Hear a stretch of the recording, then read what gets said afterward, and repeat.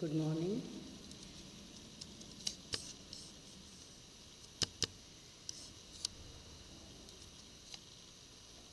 Welcome to today's lecture. I hope you all are fine and happy at your home. आज के इस lecture में हम EL 302 subject 8086 micro processor that is advance micro processor के first unit का topic पढ़ेंगे, addressing modes. अभी तक जो हमने इस यूनिट में टॉपिक कवर किए हैं वो हमने कर लिए हैं। इंटरनल आर्किटेक्चर कर लिया है, इंस्ट्रक्शन एग्जीक्यूशन कर लिया है, मोड ऑफ ऑपरेशन कर लिया है। इंटरनल आर्किटेक्चर से पहले हमने पिन डायग्राम पढ़ ली है, टाइप्स ऑफ रजिस्टर्स पढ़ ली हैं, फ्लैग रजिस्टर पढ़ लिया है, BIU पढ़ लिया है, EU पढ़ लिया है। यानी 8086 का लगभग हमारा कंप्लीट हो गया है। सिर्फ हमारे दो पोर्शन बचे हैं, एड्रेसिंग मोड्स क्या होते हैं, कंपैरिजन विद 8088 माइक्रो प्रोसेसर। अब जब हम एड्रेसिंग मोड की बात करते हैं तो देखिए एड्रेसिंग मोड आप लोग ऑलरेडी पढ़ के आ चुके हैं कि क्या होता है। एड्रेसिंग मोड्स क्या डिफाइन करते हैं? एड्रेसिंग मोड बताते हैं कि जो हम इंस्ट्रक्शन लिखते हैं, चाहे वो कोई भी माइक्रो प्रोसेसर हो, उस इंस्ट्रक्शन में ऑपरेंड को हमने किस तरीके से डिफाइन किया है, यानी जो जिस डेटा पर हमें ऑपरेशन करना है वो कहाँ से आएगा, किस तरीके से इंस्ट्रक्शन के अंदर दिया गया है, उसको बोलते हैं हम addressing mode. Every instruction of a program has to operate on a data. True कि सभी इंस्ट्रक्शन को डेटा पर ऑपरेट करना पड़ता है। The different ways in which a source operand is denoted in an instruction are known as addressing mode.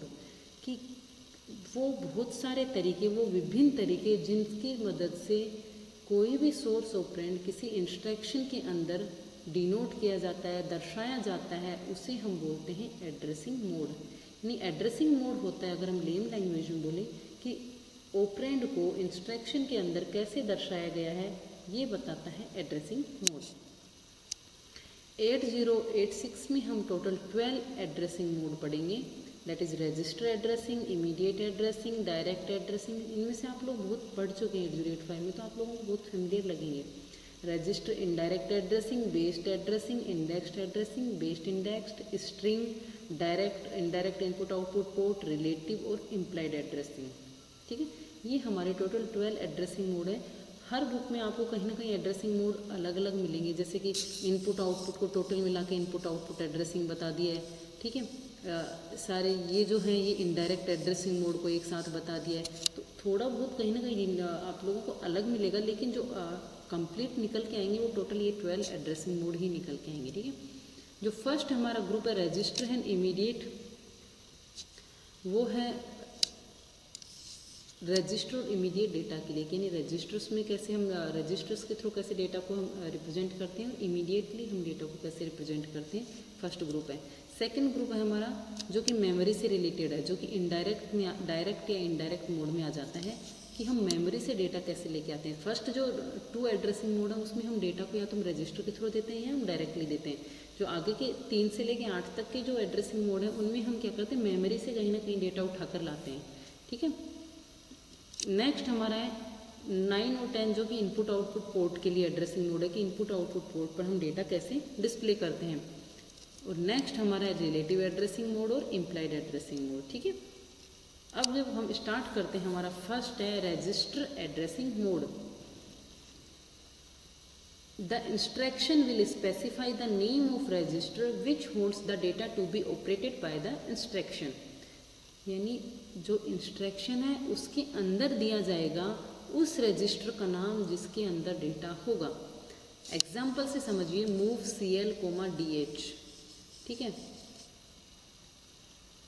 अब ये जो DH है ये 8 बिट का, सॉरी, मूव CL, DH, यानी DH यानी डी रजिस्टर वो भी हाई, DH और DL ABCD को 4 पार्ट में डिवाइड करते हैं ना, AL हाई और लो में। तो DH की जो भी 8 बिट की वैल्यू वो CL के अंदर डाल दो, C के लोअर में डाल दो। टोटल 16 बिट के रजिस्टर होते हैं हमारे, 16 में से नीचे के 8 को हम L बोलते हैं, ऊपर के 8 को हम H बोलते हैं। ठीक है, तो लोअर ऑर्डर C में डालना है, DH की वैल्यू को मूव करना है। तो नाम से दिख रहा है कि दोनों रजिस्टर हैं, एक रजिस्टर से डेटा दूसरे रजिस्टर में जा रहा है, इसलिए कौन सा एड्रेसिंग मोड हो गया, रजिस्टर एड्रेसिंग मोड। ठीक है, ये आप लोग जो मैं साथ में डायग्राम शो कर रही हूँ हमारी एग्जीक्यूशन और BIU है कि आप क्वेश्चन आया था इस बार भी आप जो अभी थर्ड ईयर के एग्ज़ाम चल रहे हैं इसमें भी ऑब्जेक्टिव क्वेश्चन आया था कि इनमें से कौन सा रजिस्टर EU का पार्ट नहीं है, ऐसा कुछ आया था। तो IP is not an part of EU। IP उसमें ऑप्शन था और थे जैसे SP, BP, SI flag register which is not an part of EU कि EU का कौन सा पार्ट नहीं। तो IP हमेशा BIU के साथ आता है क्योंकि कोड सेगमेंट के साथ जो ऑफसेट वैल्यू होती है वो IP की होती है। तो ये दोनों मिलके एक 20 बिट का एड्रेस जनरेट करते हैं, इसलिए IP हमेशा बेस इंटरफेस यूनिट के अंदर रहता है।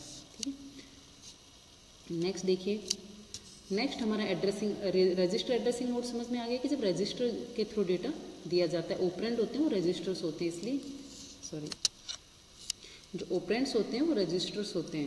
एक मिनट, हाँ। अब नेक्स्ट हमारा है immediate addressing mode. Immediate addressing mode में देखिए क्या होता है, an immediate addressing mode an 8 bit और 16 bit data is specified as a part of the instruction कि जो 8 बिट या 16 बिट का डेटा होता है वो खुद इंस्ट्रक्शन के अंदर दिया जाता है, तो वो हो गया इमीडिएट एड्रेसिंग मोड। हम पहले भी पढ़ चुके हैं, जैसे 8085 में आई आता था लास्ट में हमेशा इमीडिएट मोड, क्योंकि जो भी आगे दिया गया है वो डेटा दिया गया है, वो 8 बिट का 16 बिट का डेटा है जो हमें मूव करना है। इमीडिएट एड्रेसिंग मोड इमीडिएट तुरंत में, यानी खुद डेटा ही दे दिया गया है इंस्ट्रक्शन के अंदर, उसको हमें मूव उसके ऊपर हमें ऑपरेशन करना है। एग्जांपल देखिए, मूव DL, 08H, यानी 08H कोई वैल्यू है, मतलब ओबियस ये वैल्यू है, ये हेक्साडेसिमल वैल्यू है 8 बिट की, इसको हमें DL के अंदर मूव करना है। Next time move AX 0A9FH, तो ये 16 बिट की वैल्यू, इसको AX रजिस्टर जो कि AL और AH दोनों बनेंगे उनमें हमें मूव करना है, यानी AH में तो 0A जाएगा, लोअर में 9F जाएगा। ठीक है, तो ये हो गया हमारा इमीडिएट एड्रेसिंग मोड। नेक्स्ट हमारा है, अब देखिए जब हम एड्रेसिंग मोड की बात करें तो ये हम देखिए जो हमारा थोड़ा सा रिवीजन कर लेते हैं। टोटल जो हमारा 8086 में एड्रेस मेमोरी का साइज़ होता है, क्योंकि अब हम मेमोरी को एक्सेस करेंगे तो ये समझ में आना चाहिए। अभी तक हमने ये दोनों मोड पढ़े हैं, ये रजिस्टर और इमीडिएट डायरेक्टली डेटा दिए गए हैं। 3 से लेकर 8 तक के जो मोड पढ़ेंगे वो हमारे मेमोरी से रिलेटेड ऑपरेशन होंगे कि मेमोरी से ही डेटा आएगा। तो मेमोरी का टोटल साइज़ क्या होता है, ये भी एक ऑब्जेक्टिव क्वेश्चन आया था, 2 की पावर 20 यानी 20 लाइन्स को यूज़ करके हम कितनी मेमोरी एक्सेस कर सकते हैं ऑब्जेक्टिव में, इसी एग्जाम में 2 की पावर 20 यानी 1 MB 1 मेगाबाइट ऑफ मेमोरी को हम एक्सेस कर सकते हैं। आई होप आप लोगों को समझ में आ रहा होगा ये तो बेसिक। ठीक है, 8085 में आपने पढ़ा है। ठीक है, तो 2 की पावर 20 हो गया, यानी 20 यानी 1 MB होता है। और 8086 में मैक्सिमम रजिस्टर साइज होता है 16 बिट का रजिस्टर। और फिजिकल एड्रेस हम 2 पार्ट से मिलके बनाते हैं, ऑफसेट एड्रेस और offset address and segment address. ठीक है, दोनों मिलके टोटल 20 बिट का फिजिकल एड्रेस बनाते हैं, जो मैंने कैलकुलेट करना आप लोगों को बता दिया है। अब देखिए, ये जो physical address will have to be calculated, वो हमेशा कैलकुलेट किया जाएगा। अब ऑफसेट एड्रेस कोई भी हो सकता है, IP जैसे IP ऑफसेट, जैसे कोड सेगमेंट की हम बात करें तो कोड सेगमेंट सेगमेंट एड्रेस है, उसका ऑफसेट हमेशा IP से लेते हैं। इसी तरीके से data segment, stack segment ES का आप लोगों को ऑफसेट ऑलरेडी मैंने बता रखा है, इससे पहले के लेक्चर्स में बहुत अच्छे से एक्सप्लेन किया है सेगमेंटेशन को। तो ये दोनों मिलके, यानी यहाँ से 16 बिट और यहाँ से 16 बिट, हम इसकी 16 बिट को हम 10 से गुना करते हैं, हेक्साडेसिमल नंबर 10 यानी इसके आगे 0 ऐड करते हैं, टोटल 20 बिट बनती है। और लास्ट की बिट में एक 16 बिट ऐड करके हम टोटल 20 बिट का एड्रेस बनाते हैं, जो कि हमारा इफेक्टिव एड्रेस होता है। और हम रिप्रेजेंट करने का तरीका होता है वो ऐसे किया जाता है, सेगमेंट डबल डॉट ऑफसेट, ऐसे रिप्रेजेंट होता है एड्रेस हमेशा। माइक्रो प्रोसेसर जब आप लोग आके एक्सपेरिमेंट करेंगे तो उसमें देखेंगे कि मेमोरी ऐसे रिप्रेजेंट की जाएगी, स्टार्टिंग का सेगमेंट एड्रेस है, आगे का ऑफसेट है 89AB। अगर इसको टोटल एड्रेस हमें इफेक्टिव एड्रेस बनाना है, कैसे बनेगा, 89AB इंटू 10H। तो 89AB, ये 4 बिट हैं सारे, अगर हम बाइनरी में लिखें तो AB, B के आगे फिर 0 आ जाएगा, तो उसमें फिर हम F012 ऐड कर देंगे इस तरफ से, यानी हमारा जो एड्रेस बनेगा 8 तो एज इट इज़ 9 और F जुड़ जाएगा, 9 और F जुड़ेगा, इसका मतलब A आ जाएगा, 8 की वैल्यू 9 हो जाएगी। A और 1 जुड़ जाएगा जो कि B बनेगा, सॉरी A और 0 जुड़ जाएगा जो कि A रहेगा, B और 1 जुड़ जाएगा जो कि C बनेगा, 2 एज इट इज आ जाएगा। इस तरीके से हमारा 20 बिट का एक एड्रेस बन जाएगा। Each time the processor wants to access memory, it takes the contents of a segment register, shifts it in 1 hexadecimal place to the left की तरफ शिफ्ट करते हैं एक हेक्साडेसिमल प्लेस से, और इसमें ऑफसेट को ऐड कर देते हैं। जैसे ये है 89AB F012, तो कैसे होएगा 89AB, इसको या तो 10 से गुणा कर दो आप हेक्साडेसिमल में, यानी इसके आगे 0 ऐड कर दो, और उसमें फिर ये जो हमारा ऑफसेट है उसको जोड़ दो। ये हमारा इफेक्टिव एड्रेस या बनेगा या फिजिकल एड्रेस बनेगा। जैसे 22 B+1C, A का A, 9 + F क्या हो जाएगा, जोड़िए 16 और 9, 16 नहीं होगा, मतलब 15 का आगे खसल जाती है, तो ये 8 हो जाएंगे, ठीक है, 8 और 0 9, ये हमारा एक्चुअल एड्रेस बन जाएगा, ठीक है। नेक्स्ट देखिए, अब हम आते हैं डायरेक्ट एड्रेसिंग में। Here the effective address of the memory location at which the data operand is stored is given in the instruction। कि डायरेक्ट एड्रेसिंग में क्या होता है, जो इफेक्टिव एड्रेस होता है ना, जहाँ हमें डेटा स्टोर करना होता है वो दिया जाता है। क्योंकि देखो नॉर्मल सी बात है, ऑपरेशन किसके साथ होता है, डेटा सेगमेंट या एक्स्ट्रा सेगमेंट में हम डेटा स्टोर करते हैं, तो हमें दिया जाएगा वो ऑफसेट एड्रेस दिया जाएगा। जैसे देखो ये है मूव BX, 1354H है, तो ये 1354 है, ये एक्चुअली में ऑफसेट एड्रेस है। The square brackets around the 1354 denotes the content of the memory location. When executed this instruction will copy the content of the memory location to BX register. Okay, sorry, तो जो ये value है, ये जो हमेशा आप ध्यान रखना, आप लोग कैसे पहचानेंगे डायरेक्ट एड्रेसिंग को, क्योंकि जब भी मेमोरी दी जाएगी इंस्ट्रक्शन के अंदर तो इस तरीके के ब्रैकेट्स में दी जाती है, स्क्वायर ब्रैकेट्स में, ठीक है।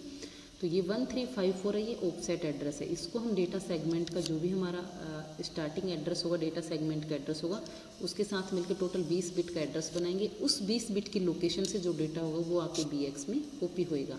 ऐसे ही मूव BL, 0400, ये एक ऑफसेट वैल्यू है, इसको हम सेगमेंट एड्रेस के साथ मिला के 20 बिट की बनाएंगे, और फिर उसको हम BL में उस जो 20 बिट की वैल्यू बनेगी वो एक एड्रेस होगा, उस एड्रेस पे जो डेटा होगा वो हम BL के अंदर मूव करेंगे। तो यानी हमें क्या दिया गया है, एक जिस एड्रेस से हमें ऑपरेशन करना वो डायरेक्टली दे दिया गया है, इसलिए हो गया डायरेक्ट एड्रेसिंग मोड। नेक्स्ट हमारा है रजिस्टर इनडायरेक्ट एड्रेसिंग। नाम से ही समझ में आ रहा है कि इनडायरेक्ट एड्रेस दिया गया है, यानी एड्रेस दिया गया है लेकिन किसकी मदद से दिया गया है, रजिस्टर्स के अंदर एड्रेस दिया गया है, इसलिए रजिस्टर इनडायरेक्ट एड्रेसिंग, ठीक है। In register indirect addressing, name of the register which hold the effective address will be specified in the instruction. की उस रजिस्टर का नाम दिया जाएगा जिसमें इफेक्टिव एड्रेस होगा, उसका नाम दे दिया जाएगा, ठीक है। जो EA के लिए जो रजिस्टर यूज होते हैं इफेक्टिव एड्रेस के लिए, वो ये 4 रजिस्टर यूज होंगे, क्योंकि जो हमारा सेगमेंट रजिस्टर्स यूज होते हैं, सॉरी सेगमेंट्स यूज होते हैं, या तो डेटा सेगमेंट होते हैं, एक्स्ट्रा सेगमेंट होते हैं। तो यहाँ पे जो हमेशा जो ऑपरेशन होगा वो डेटा सेगमेंट्स के साथ होगा। सेगमेंट रजिस्टर हम बाय डिफ़ॉल्ट डेटा सेगमेंट लेंगे, और जो हमारा ऑफसेट वैल्यू हो या BX, BP या DI SI से, यानी BX रजिस्टर से, बेस पॉइंटर से, SI और DI, सॉरी, इनसे हम इन चारों के अंदर जो हमें एड्रेस दिया जाएगा, जो कि एक 16 बिट की वैल्यू होगी, उस वैल्यू को हम DS के साथ जोड़ के, DS यानी डेटा सेगमेंट, और DS एक रजिस्टर भी होता है जो मेमोरी के अंदर होता है, जो कि डेटा सेगमेंट की 16 बिट की वैल्यू बताएगा, उस वैल्यू के साथ हम इनको जोड़ के 20 बिट का एड्रेस बनाएंगे। इस तरीके से हमारा उस एड्रेस का डेटा हमारा मूव होएगा। जैसे एग्जांपल से समझिए, ऐसे समझ नहीं आएगा। मूव CX, BX, यानी हमें CX की वैल्यू को BX के अंदर मूव करनी है। अब सॉरी BX की वैल्यू को हमें CX के अंदर मूव करनी है। अब देखिए ये जो स्क्वायर ब्रैकेट्स हैं, इसका मतलब हमें क्या दिया गया है, हमें दिया गया है एक एड्रेस दिया गया है। एड्रेस किसके द्वारा दिया गया है, BX के द्वारा दिया गया है। अब देखिए जब भी हम register indirect addressing mode use करते हैं तो इन चारों में से हमें कोई भी ऑफसेट वैल्यू दे सकता है 16 बिट की, BX, BP, DI और SI, ये चारों मिलके हमें ऑफसेट वैल्यू देंगे, जो कि हम DS के साथ ऐड करेंगे और हमारी वैल्यू बनाएंगे। अब देखो इस एक्चुअल में ये जो हमारा इंस्ट्रक्शन है वो किस तरीके से वर्क करेगा, हमें क्योंकि CX के अंदर कोई वैल्यू मूव करनी है, ये समझ में आ रहा है, मूव CX, BX। अब ये ब्रैकेट से समझ में आ रहा है कि ये कोई मेमोरी है, ठीक है, और BX एक रजिस्टर है, इसलिए रजिस्टर इनडायरेक्ट एड्रेसिंग मोड। तो ऐसे तो हमने आइडेंटिफाई कर लिया। एक्चुअल में इंटरनली क्या ऑपरेशन हो रहा है, देखिए BX एक यहाँ पे बेस रजिस्टर होता है, जो बी रजिस्टर होता है, वो एक 16 बिट की वैल्यू, बी एक्स यानी बी एल और बी एच मिलकर 16 बिट का रजिस्टर है जो कि एग्जीक्यूशन यूनिट में होता है। वो 16 बिट की वैल्यू हमें पता होगी, उस 16 बिट की वैल्यू को हम ऑफसेट मानेंगे। ठीक है, उस ऑफसेट को हम डेटा सेगमेंट डीएस के साथ, इफेक्टिव एड्रेस कैसे कैलकुलेट करना पता है ना, डीएस की वैल्यू जो भी होगी उसको 16 से गुना करेंगे, यानी उसके अंदर एक जीरो जोड़ेंगे और फिर उस वैल्यू के अंदर हम बी एक्स जोड़ेंगे। टोटल मिलके जो हमारा बनेगा वो मेमोरी एड्रेस बनेगा एक 20 बिट का। उस 20 बिट की लोकेशन से हमने डेटा उठाना है और सी एक्स के अंदर डालना है।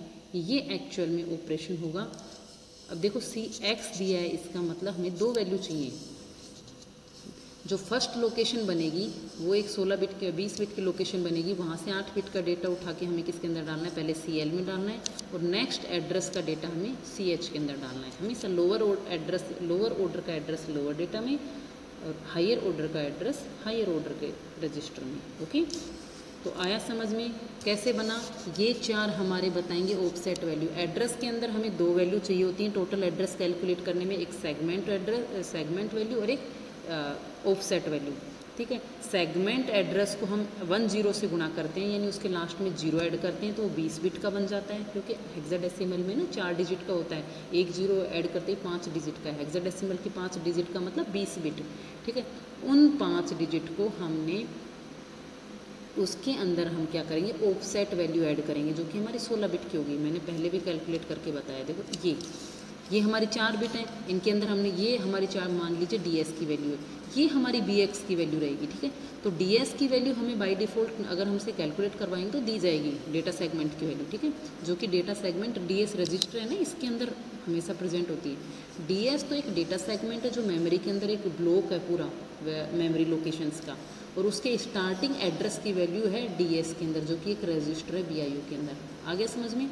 ये रजिस्टर है जो कि डीएस टोटल मेमोरी को हम सेगमेंट्स में डिवाइड करते हैं ना, 4 सेगमेंट्स में, तो उसमें डेटा सेगमेंट यानी कुछ ब्लॉक्स, कुछ हिस्सा, उसके स्टार्टिंग एड्रेस की वैल्यू डीएस के अंदर होती है। ठीक है, तो उस वैल्यू के अंदर हम वो 16 बिट की वैल्यू होगी। अगर हमें इफेक्टिव एड्रेस कैलकुलेट करना है तो सेगमेंट डीएस के आगे जीरो ऐड किया और उसके अंदर हमने ऑफसेट वैल्यू जो कि हम बीएक्स के थ्रू दे रहे हैं वो वैल्यू ऐड करके हम एक बनाएंगे 20 बिट का एड्रेस। यानी अब हमें पता चल गया मेमोरी में एड्रेस कौन सा है। उस एड्रेस पे जो भी डेटा होगा, मान लीजिए उस एड्रेस पे 32H, तो वो 32 आके आएगा CL के अंदर, और उससे जो नेक्स्ट एड्रेस होगा उससे हाई ऑर्डर वाला होगा, उसके अंदर मान लीजिए 35 है, तो वो 35 आएगा CH के अंदर, यानी CX की वैल्यू होगी 3532। इस तरीके से ऑपरेशन होएगा। नेक्स्ट हमारा जो एड्रेसिंग मोड है वो based addressing mode. In based addressing BX और BP is used to hold the base value for effective address and a signed 8-bit or unsigned 16-bit displacement will be specified in the instruction। क्या होगा यहाँ पे हम जो use करेंगे offset register या offset जो हम वैल्यू लेंगे 16 बिट की, वो हमें मिलेगी BX और BP से। रजिस्टर इनडायरेक्ट में किस किस से मिलती थी? BX, BP, SI और DI। SI और DI सोर्स इंडेक्स और डेस्टिनेशन इंडेक्स भी मिलते थे। ये देखो, आप इस लेक्चर को लेने से पहले आप लोग प्लीज़ सेगमेंटेशन पढ़ लेना। सेगमेंटेशन नहीं समझ में आएगा तो यहाँ मुश्किल समझना है, क्योंकि आप लोगों को याद होना चाहिए कि कौन से सेगमेंट के साथ कौन से ऑफसेट वैल्यू रजिस्टर्स यूज़ में आते हैं। डीएस के साथ कौन आता है, एक्स्ट्रा सेगमेंट के साथ कौन आता है, कोड सेगमेंट के साथ कौन आता है और स्टैक सेगमेंट के साथ कौन कौन यूज़ में आता है। ठीक है, वो हमें समझ में आना चाहिए, फिर उसके बाद हम यहाँ पे समझ सकते हैं। तो हमारा BX, हमारे पास सेगमेंट रजिस्टर 4 ही हैं। जो ऑफसेट है वो हमारे पास काफ़ी सारे हैं। ठीक है, तो ऑफसेट कंडीशनल होती है कि SI DI किसके साथ यूज़ होता है, BX BP स्पेशली ES के साथ यूज़ होता है, लेकिन हम डेटा सेगमेंट के साथ भी यूज करते हैं। ठीक है, तो ये BX और BP बेस्ड एड्रेसिंग, इसलिए या तो BX होगा या BP होगा, बेस पॉइंटर होगा या BX रजिस्टर होगा। 16 बिट के रजिस्टर हैं, इनको हम यूज़ करेंगे ऑफसेट के लिए। लेकिन सिर्फ बेस्ड एड्रेसिंग है तो उसमें BX और BP की वैल्यू में हम कोई साइंड 8 बिट की या 16 बिट की हम कोई और वैल्यू डिस्प्लेसमेंट यानी उस वैल्यू को ऐड कर सकते हैं उसके अंदर। इस तरीके का इसका फॉर्मेट होगा बेस्ड एड्रेसिंग का, कि नॉर्मल इससे पहले वाला है ना सेम वैसा ही है, लेकिन BX के अंदर 8 बिट का कोई भी डिस्प्लेसमेंट, ये तो 8 बिट का डिस्प्लेसमेंट है, यहाँ 0 है, ये कुछ भी होती है, और कोई 16 बिट का डिस्प्लेसमेंट भी हम इसके अंदर जोड़ सकते हैं BX की वैल्यू के अंदर या BP की वैल्यू के अंदर। ठीक है, in case of 8 bit displacement it is sign extended to 16 bit before adding to the base value. ठीक है, अगर हमें 8 बिट का डिस्प्लेसमेंट लेना है तो नॉर्मल सी बात है, BX 16 बिट का रजिस्टर है, हम 8 बिट का ही कोई उसके अंदर डिस्प्लेसमेंट का मतलब है, जैसे मान लीजिए BX की वैल्यू है 16 बिट की वैल्यू ले लीजिए कोई भी, जैसे 3535 ये वैल्यू है BX की। ठीक है, तो इसके अंदर 8 बिट का डिस्प्लेसमेंट मतलब है इसके अंदर 835 के अंदर 8 जोड़ दो, 5 में 8 जोड़ेंगे 13, तो ये हो जाएगा 353C। इस तरीके की वैल्यू बन जाएगी, 8 बिट का डिस्प्लेसमेंट मिल गया। ठीक है, 8 बिट का डिस्प्लेसमेंट का मतलब हम 35 भी जोड़ सकते हैं, ए भी जोड़ सकते हैं, कोई भी संख्या जोड़ सकते हैं। तो हम 8 बिट का यानी उसके अंदर 8 बिट बढ़ाना, डिस्प्लेसमेंट देना यानी बढ़ाना। ठीक है, तो 8 बिट का भी दे सकते हैं और 16 बिट का भी दे सकते हैं। अगर हम 8 बिट का देंगे तो बाय डिफ़ॉल्ट हमें उसके अंदर 16 बिट का बनाएंगे, यानी उसके आगे की तरफ 0 जोड़ के हम उसको 16 बिट का बना के लिखेंगे। और अगर ऑलरेडी 16 बिट का है तो कोई दिक्कत नहीं है। ठीक है, when BX holds the base value of effective address, ये बेस वैल्यू रखता है, 20 bit physical address is calculated from BX and DS। तो आप लोग बाय डिफ़ॉल्ट याद रख लेना, मैक्सिमम केस में डेटा सेगमेंट को ही, क्योंकि हम डेटा के साथ ऑपरेशन कर रहे हैं, मेमोरी से जब भी डेटा आता है तो वो सारा डेटा सेगमेंट से ही आता है। तो हमारा जो सेगमेंट रजिस्टर है, सेगमेंट एड्रेस है, वो हमेशा डेटा सेगमेंट देगा। ऑफसेट रजिस्टर्स हमारे बदलते रहते हैं। ठीक है, तो BX से तो हम BX या BP से तो हम ऑफसेट लेंगे और DS से हम सेगमेंट लेंगे, दोनों मिलके हमें एक 20 बिट का एड्रेस देंगे, उसमें डिस्प्लेसमेंट देंगे। अगर 8 बिट का डिस्प्लेसमेंट है तो 8 और जोड़ देना, तो 8 लोकेशन आगे चला जाएगा। अगर 16 बिट का है तो 16 बिट और जोड़ देना, जो भी वैल्यू उस वैल्यू से आगे चला जाएगा और उस लोकेशन की वैल्यू हमें लाके AX के अंदर मूव करनी है। अब देखिए एग्जाम्पल समझिए, move AX BX plus 08H। अब देखिए 08H ये क्या 8 बिट का डिस्प्लेसमेंट है, तो इसको हम 16 बिट का बनाने के लिए ऐसे लिखेंगे, साइन एक्सटेंडेड कर देंगे, इसके आगे 00 ऐड करेंगे। ठीक है, इस वैल्यू को हम BX में जोड़ेंगे, जो भी हमारी BX की वैल्यू उसमें जोड़ दो। ठीक है, अब हमें ये तो हमारा टोटल यहाँ का वैल्यू आ गई, जो कि अब हमें क्या मिल गया है, ऑफसेट मिल गया है। अब हमें इफेक्टिव एड्रेस बनाना है तो हम क्या करेंगे, DS को 16 10 से गुना करो, यानी 16 हेक्साडेसिमल को 10 से, यानी उसके आगे 0 जोड़ दो। बाय डिफ़ॉल्ट आप लोग याद रखो, उसके आगे 0 ऐड करो और उसमें ये ऑफसेट वैल्यू ऐड करो।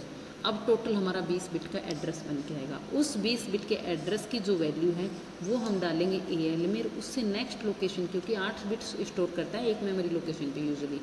ठीक है, और उससे नेक्स्ट लोकेशन की वैल्यू हम डालेंगे AH के अंदर। आगे समझ में, एक मेमोरी लोकेशन पे 8 बिट स्टोर होती है। ये हमारा हो गया बेस्ड एड्रेसिंग मोड। नेक्स्ट हमारा है इंडेक्स्ड एड्रेसिंग मोड।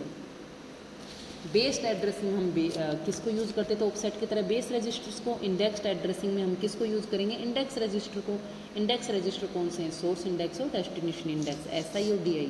तो SI and DI register is used to hold an index value for memory data and assigned 8-bit or unsigned 16-bit displacement will be specified in the instruction। Same base addressing तरह है, यहाँ पे हम कौन सा registers use करेंगे, क्योंकि indexed addressing mode है इसलिए SI और DI यूज़ करेंगे। उसमें 16 या 8 बिट का डिस्प्लेसमेंट दे सकते हैं। ठीक है,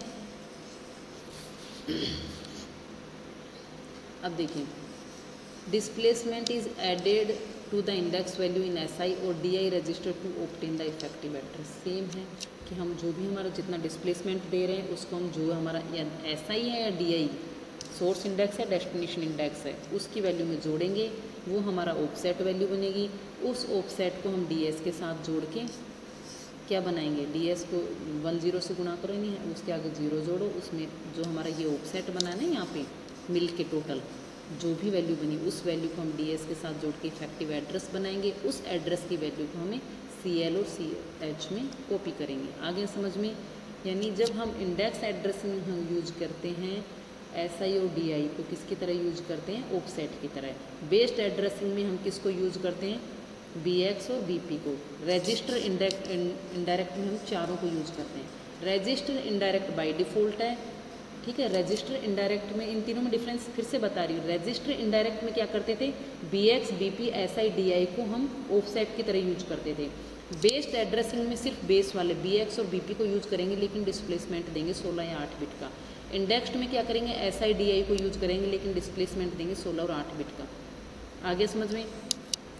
नेक्स्ट हमारा है बेस्ड इंडेक्स्ड, यानी दोनों।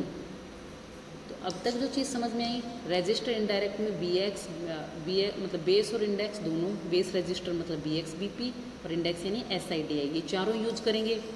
बेस्ड एड्रेसिंग में सिर्फ बेस रजिस्टर जो कि BX और BP उनको डिस्प्लेसमेंट देंगे, ये ध्यान रखना। अंतर कहाँ है, यहाँ डिस्प्लेसमेंट नहीं दे रहे हैं, यहाँ डिस्प्लेसमेंट देंगे। इंडेक्स्ड में क्या करेंगे, SIDI को डिस्प्लेसमेंट दे के लिखेंगे।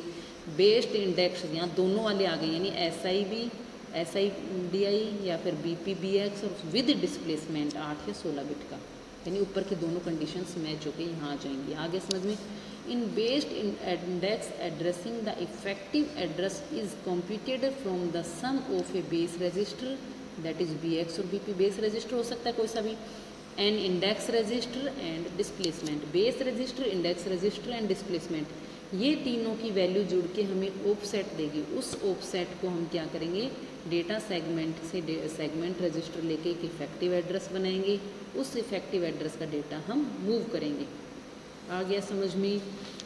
आई होप आप लोग फॉलो कर पा रहे हो, क्योंकि थोड़ा सा डीप इसलिए जा रहा है, डीप नहीं है, बहुत ईजी है। अगर आप लोगों ने सेगमेंटेशन पढ़ा है, आप लोगों ने 8086 के इंट्रोडक्शन पढ़ा है, उसके BIU और EU पढ़ी है, तो आप लोगों को 100% श्योर कि आप लोगों को समझ में आएगा। ओके,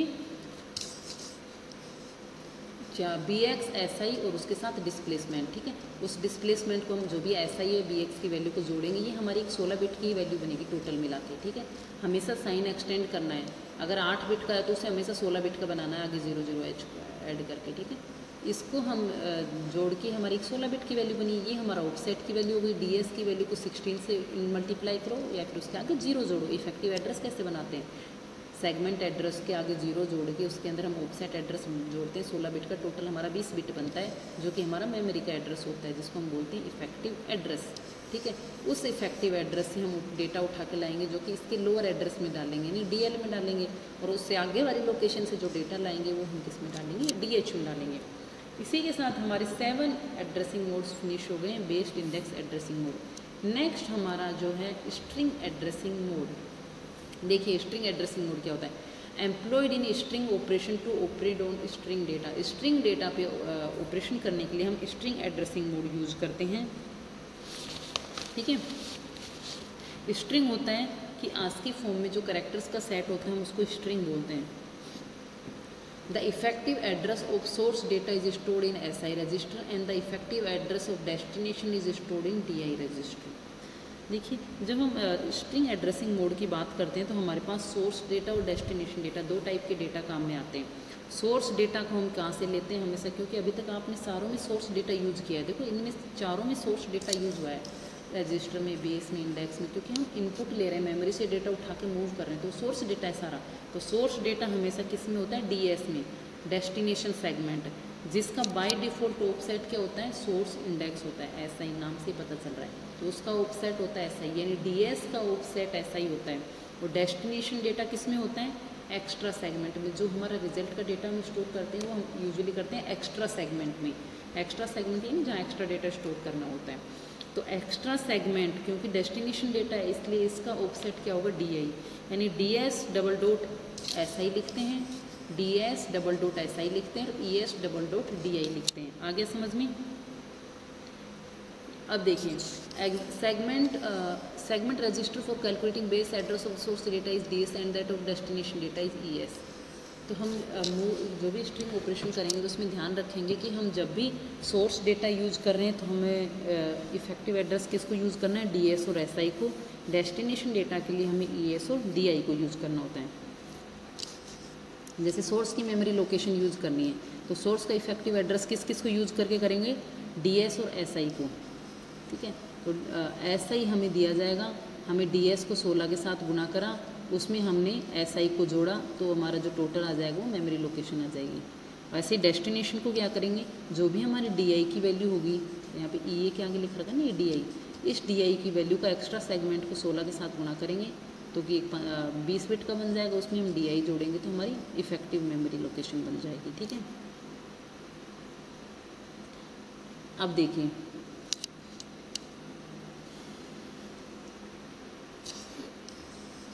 अब देखिए ये जो नीचे दिया गया है ना, ये हमने डायरेक्शन फ्लैग के बारे में दिया। डायरेक्शन फ्लैग हमेशा स्ट्रिंग ऑपरेशंस के बारे में बताता है कि स्ट्रिंग ऑपरेशन हमेशा डायरेक्शन में परफॉर्म होते हैं, किस डायरेक्शन में ऑपरेशन होना है, अपवर्ड होना है, डाउनवर्ड होना है। तो अगर डायरेक्शन फ्लैग की वैल्यू 1 है तो SI में हम क्या करेंगे, SI-1 और DI की वैल्यू हो जाएगी DI-1, यानी डाउनवर्ड डायरेक्शन में होगा। सोर्स इंडेक्स और डेस्टिनेशन इंडेक्स की वैल्यू 1 से घट जाएगी, लेकिन यानी डायरेक्शन डिक्रीज होता जाएगा। लेकिन अगर DF की वैल्यू 0 है, डायरेक्शन फ्लैग वैल्यू 0 है तो अपवर्ड डायरेक्शन में जाएगा। SI में SI+ होना होगा, DI में DI+1 की वैल्यू आएगी, यानी नेक्स्ट मेमोरी लोकेशंस की वैल्यू आती रहेंगी। ये होता है डायरेक्शन फ्लैग, हमेशा स्ट्रिंग ऑपरेशंस का डायरेक्शन बताता है कि किस डायरेक्शन में ऑपरेशन हो रहे हैं। नेक्स्ट हमारा हो गया है इनपुट आउटपुट एड्रेसिंग मोड। इसमें 2 टाइप के हो गए, एक तो डायरेक्ट, देखो कई जगह सिर्फ डायरेक्ट ऐसे लिखा हुआ है इनपुट आउटपुट एड्रेसिंग मोड, तो कंफ्यूज मत होना, हम 2 पार्ट में डिवाइड लेके चल रहे हैं, डायरेक्ट और indirect input output addressing mode में। अब देखो इनपुट आउट, अभी तक हमने 2 क्लासिफिकेशन पढ़ ली। रजिस्टर और इमीडिएट में हम डायरेक्ट डेटा ले रहे थे, हमें मेमोरी की ज़रूरत नहीं थी। 3 से लेकर 8 तक हमने मेमोरी को यूज़ किया है डेटा लेने के लिए, क्योंकि सारों में रजिस्टर्स यूज़ हो रहे हैं।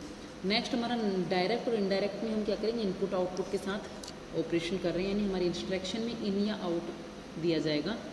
These addressing modes are use to access data from standard input output map devices of ports.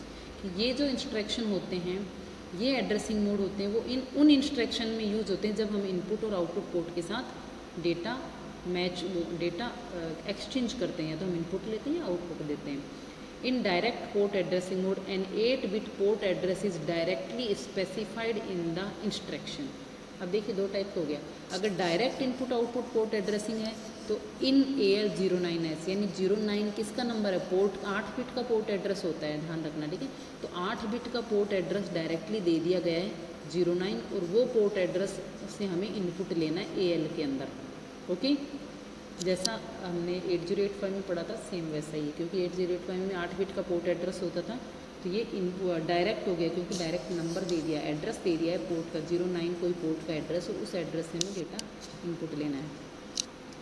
Indirect port addressing mode देखिए, the instruction will specify the name of the register which holds the port address in 8086 16-bit port address is stored in DX register. अब देखो क्योंकि हमारे पास 16 data buses होती हैं 8086 में, तो हमारे पास टोटल 16 बिट की हम 16 बिट का साइज़ दे सकते हैं हम पोर्ट एड्रेस को, यानी 216 हम total input output devices connect कर सकते हैं। जैसे उसमें 8085 में 8 बिट का पोर्ट एड्रेस देते थे, तो 2 256 डिवाइसेस कनेक्ट करते थे, क्योंकि डेटा बस का साइज़ 16 बिट है, तो 16 बिट का डेटा एक साथ ला सकते हैं, ले जा सकते हैं, इसलिए हम टोटल 216 लोकेशंस दे सकते हैं पोर्ट के लिए, इनपुट और आउटपुट पोर्ट के लिए, ठीक है। तो जब डायरेक्ट पोर्ट एड्रेस 8 या 16 बिट का दिया जाए तो डायरेक्ट एड्रेस पोर्ट एड्रेसिंग, और अगर इनडायरेक्टली दिया जाए यानी किसी रजिस्टर के माध्यम से दिया जाए तो क्या हो जाएगा, इनडायरेक्ट पोर्ट एड्रेसिंग मोड। अब इसमें एक चीज़ और ध्यान रखना, जो DX रजिस्टर होता है वो हमेशा यूज़ किया जाता है पोर्ट एड्रेस को स्पेसिफाई करने के लिए। एग्जांपल देखिए, आउट DX EX, तो DX देखो ये जो लोकेशन है ये मेमोरी लोकेशन बताता है, ये किसकी लोकेशन, DX हमेशा किसकी बताएगा, आउट दे रखा है, देखो कैसे समझोगे आप लोग, ये एड्रेस किसका है, ब्रैकेट में है, इसका मतलब मेमोरी का एड्रेस है, मतलब एड्रेस है किसी चीज़ का, ये समझ लेना स्क्वायर ब्रैकेट में, क्योंकि आउट इंस्ट्रक्शन है या इन इंस्ट्रक्शन होगा, इसका मतलब किसका एड्रेस है, इनपुट या आउटपुट डिवाइस का एड्रेस है। तो इनडायरेक्ट पोर्ट एड्रेसिंग मोड समझ में आ गया कि एड्रेस दिया गया है इनपुट आउटपुट पोर्ट का, लेकिन इनडायरेक्टली दिया गया है, एक रजिस्टर के माध्यम से दिया गया है, यानी जो भी DX की वैल्यू होगी, जैसे मान लीजिए DX की वैल्यू है 1111, तो ये 16 बिट की वैल्यू है, तो इस लोकेशन को यानी इस नंबर की जो पोर्ट है उस पर हमें आउटपुट देना है, क्या आउटपुट देना है, जो भी AX की वैल्यू है उसको हमें उस पोर्ट पे डिस्प्ले करना है। मान लीजिए वो मोनीटर लगा हुआ है उस पोर्ट पे, तो मोनीटर के हम अंदर हमें जो भी हमारे AX की वैल्यू होगी वो डिस्प्ले हो जाएगी। आगे समझ में, ये हो गया indirect port addressing, I hope आप लोग फॉलो कर रहे हैं। नेक्स्ट हमारा हो गया relative addressing mode.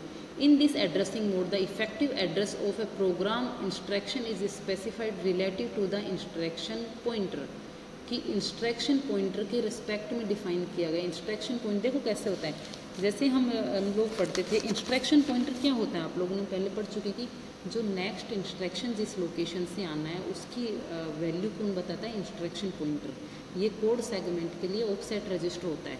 Code segment में क्या स्टोर होते हैं? कोड सेगमेंट यानी एक मेमोरी का वो ब्लॉक है जहाँ सारे पे प्रोग्राम सेव किए जाते हैं, सारे कोड सेव किए जाते हैं, ठीक है। अब उस जैसे मैंने समझा दिया है पहले कि एक बुक मान लीजिए फर्स्ट पेज है, वो पूरा कोड सेगमेंट है, तो यानी फर्स्ट पेज में हमारे पास 50 वो हैं रो हैं एक पेज के अंदर। अगर हम लाइंस खींचे तो 50 लाइन है एक पेज के अंदर, और वो तुम्हारा कोड सेगमेंट है। तो यानी फर्स्ट पेज की टोटल 50 लाइन तो कोड सेगमेंट हो गई, 0 से लेके 50 तक की, ठीक है। तो यानी 0 से 0 1 2 3 4 आप नंबरिंग देते हो, तो ये जो नंबरिंग है ये इसका ऑफसेट वैल्यूज़ हैं। कि जैसे यूँ कहेंगे कि भाई फर्स्ट पेज की 25वीं लाइन, तो फर्स्ट पेज का मतलब कोड सेगमेंट, 25वीं लाइन उसकी ऑफसेट वैल्यू है। तो इस तरीके से कोड सेगमेंट के साथ जो ऑफसेट वैल्यू प्रोवाइड करता है वो होता है इंस्ट्रक्शन पॉइंटर, फिक्स होता है। और इंस्ट्रक्शन पॉइंटर हर इंस्ट्रक्शन के बाद बाय डिफ़ॉल्ट इंक्रीमेंट होता रहता है। तो अब देखिए, in this addressing mode the effective address of a program instruction is specified relative to the instruction pointer by an 8-बिट साइन डिस्प्लेसमेंट। कि क्या होगा कि डायरेक्टली दिया जाएगा आईपी के साथ में, आईपी के रिस्पेक्ट में, आईपी के साथ नहीं कहेंगे। जैसे एग्जांपल से मैं समझाती हूँ कि जो इंस्ट्रक्शन है उसके अंदर डायरेक्ट एक वैल्यू लिख दी जाएगी, स्पेशली जंप जितनी ब्रांच इंस्ट्रक्शन होती है ना उनमें यूज आता है। तो जो वैल्यू लिखी जाएगी वो क्या वैल्यू होगी, उसको हमें आईपी के अंदर जोड़ना होगा, ठीक है। यानी आईपी के साथ वो डिस्प्लेसमेंट होगा, जो भी आईपी की वैल्यू होगी, मान लीजिए आईपी की वैल्यू तुम्हारी 2000 और यहाँ पे वैल्यू लिखी है एग्जांपल JZ0A, तो 2000A जो वैल्यू होगी उस वैल्यू से हमें, उस वैल्यू पे हमें जंप करना है। अगर 0 है तो जंप इफ़ 0 है ये, तो अगर 0 है तो उस वैल्यू पे हमें जंप करना है। उस वैल्यू पे भी नहीं करेंगे, वो वैल्यू हमारी ऑफसेट वैल्यू हो गई, उसको हम कोड सेगमेंट में ऐड करेंगे, जो हमारा नेक्स्ट इंस्ट्रक्शन बनेगा 20 बिट का, वहाँ पे ले जाके हमें जंप करना है, ठीक है। इस तरीके से हमारा हो जाता है रिलेटिव एड्रेसिंग मोड की, कि हमेशा इंस्ट्रक्शन पॉइंटर की वैल्यू के रिस्पेक्ट में उसके रिलेटिव हमें कोई डिस्प्लेसमेंट दिया जाता है, जो डिस्प्लेसमेंट की वैल्यू है वो इंस्ट्रक्शन के अंदर दी जाती है।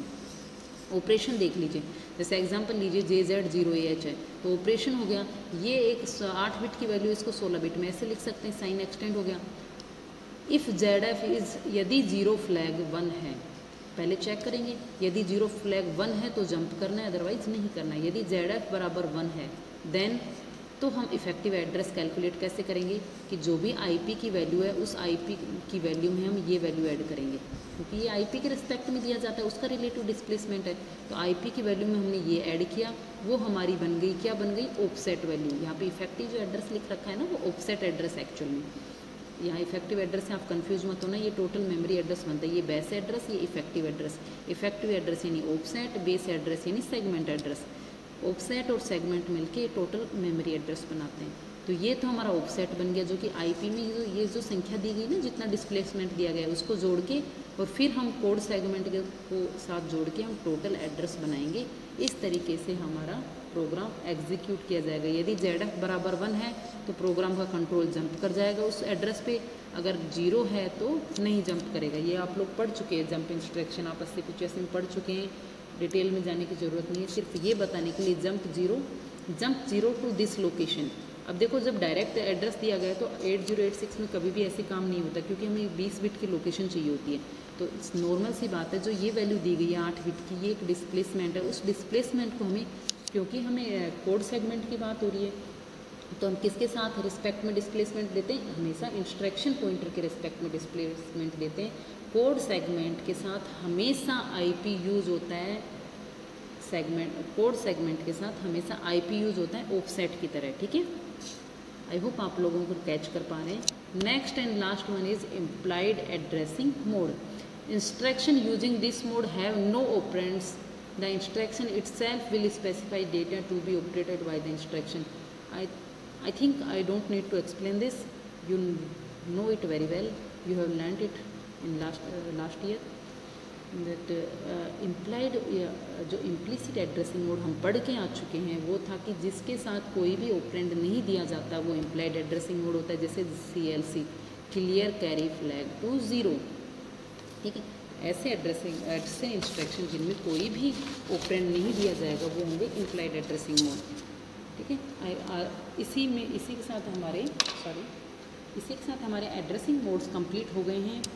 मैं फिर से बता देती हूँ, रजिस्टर एड्रेसिंग मोड, रजिस्टर के साथ ऑपरेशन, इमीडिएट एड्रेसिंग मोड जो मेमोरी लोकेशन है वो डायरेक्टली जो डेटा है वो डायरेक्टली दिया गया है इंस्ट्रक्शन के अंदर। डायरेक्ट एड्रेसिंग में मेमोरी डायरेक्टली दी गई है। रजिस्टर इनडायरेक्ट में बीपी और बीएक्स और एसआई और डीआई इनके द्वारा हम क्या करते हैं, ऑफसेट एड्रेस देते हैं जो कि डीएस के साथ मिलके 20 बिट का एड्रेस बनाएंगे। बेस्ड एड्रेसिंग में क्या करेंगे, बीएक्स और बीपी के साथ हम 8 या 16 बिट का डिस्प्लेसमेंट देते हैं। इंडेक्स एड्रेसिंग में एसआईडीआई के साथ 16 बिट या 8 बिट का डिस्प्लेसमेंट देते हैं। बेस्ड इंडेक्स में क्या करते हैं, बीपी और बीएक्स, एसआई और डीआई प्लस 8 या 16 बिट का डिस्प्लेसमेंट देने के बाद जो एड्रेस बनता है वो हमारा ऑफसेट एड्रेस होता है। स्ट्रिंग एड्रेसिंग स्ट्रिंग ऑपरेशंस में यूज़ की जाती है। हमेशा डायरेक्शन फ्लैग उनका डायरेक्शन बताता है। सोर्स डेटा होता है और डेस्टिनेशन डेटा होता है। डेस्टिनेशन डेटा के साथ DSSI यूज़ करते हैं। सोर्स डेटा के साथ extra segment direction DI use करते हैं, डेस्टिनेशन इंडेक्स यूज़ करते हैं। ठीक है, नेक्स्ट हमारा direct input output port addressing में इन या आउट के साथ हम डायरेक्ट पोर्ट एड्रेस दे देते हैं 8 या 16 बिट का। इनडायरेक्ट में क्या करते हैं, हम इन या आउट के साथ कोई रजिस्टर के द्वारा हम पोर्ट एड्रेस प्रदान करते हैं। ठीक है, रिलेटिव एड्रेसिंग मोड में क्या करते हैं कि हम जो भी डायरेक्ट वैल्यू लिखते हैं जो कि डिस्प्लेसमेंट की वैल्यू होती है, जो कि इंस्ट्रक्शन के अंदर दी जाती है, वो वैल्यू होती है रिलेटिव किसके, इंस्ट्रक्शन पॉइंटर के, जो कि कोड सेगमेंट का ऑफसेट रजिस्टर होता है। Last one is implied addressing, जिसमें इंस्ट्रक्शन में कोई भी ऑपरेंड नहीं दिया जाता है। इसी के साथ हमारा एड्रेसिंग मोड्स खत्म होते हैं। लास्ट टॉपिक हमारा 8086 एंड 8088 का कंपैरिजन। देखो EU और 8086 और 8088 में सबसे मेन जो पॉइंट था कि इनकी एग्जीक्यूशन यूनिट सेम होती है लेकिन इनकी बस इंटरफेस यूनिट अलग अलग होती है। 8088 में जो हम 8086 में हमारे पास डेटा बस का साइज़ 16 बिट होता है, लेकिन 8088 में हमारा डेटा बस का साइज़ 8 बिट होता है। ओके, इसमें हमारे 20 बिट का एड्रेस बस होती है, इसमें हमारी 8 बिट की एड्रेस बस होती है। ठीक है, 8 बिट की डेटा बस, 8 बिट की एड्रेस बस। इसमें हमारे पास 8086 में क्या करते थे, मेमोरी बैंक होते थे, इवन ओड मेमोरी में डिवाइड करते थे, जो कि 512 KB के एक बैंक होता था, 512 KB के 2 बैंक बनते हैं, इवन और ओड। ठीक है, सिंगल मेमोरी बैंक होता है 8088 में। अब इसमें देखो सबसे ये क्वेश्चन भी आया था ऑब्जेक्टिव में कि 8088 में और 8086 में बेसिक सबसे ज़्यादा डिसिमिलरिटी क्या है। इसमें क्यू का साइज़ 4 बिट का होता है, इसमें क्यू का साइज़ 6 बिट का होता है। यानी 8088 है ना, वो भी पाइपलाइनिंग को सपोर्ट करता है, उसमें EU और BIU अलग अलग है, लेकिन कहाँ अंतर आ गया है, डेटा बस में, एड्रेस बस में और क्यू साइज़ में अंतर आ गया है। ठीक है, क्लॉक स्पीड क्या है इसकी, 5810 मेगाहर्ट्ज़ है, इसकी 58 मेगाहर्ट्ज़ है। ये 2 मोड में काम करते हैं 8086, मिनिमम और मैक्सिमम मोड में। मैक्सिमम मोड में मल्टी प्रोसेसर की तरह काम करता है, मिनिमम मोड में सिंगल प्रोसेसर की तरह काम करता है, जिसमें 28वें नंबर की जो पिन होती है वो असाइन होती है मेमोरी और इनपुट आउटपुट को। पिन में अंतर आ गया, देखो यहाँ मेमोरी हाइयर है, IO लोअर वो है, क्या कहते हैं, जब वैल्यू 1 होती है तो मेमोरी से वर्क होता है, जब वैल्यू 0 होती है तो IO से वर्क होता है। इसके जस्ट ऑपोजिट इसमें 8088 में होता है। इसमें हाइयर बाइट को जब हम एक्सेस करते हैं तो BHE बस हाई इनेबल सिग्नल को यूज करते हैं, और 8088 में ऐसा कोई भी सिग्नल नहीं होता है, क्योंकि डेटा बस की विड्थ सिर्फ 8 बिट होती है, 1 बाइट डेटा बस की विड्थ होती है, इसलिए इसमें ऐसा कोई सिग्नल नहीं यूज होता है। ये हमारा कंपैरिजन है 8086 और 8088 का।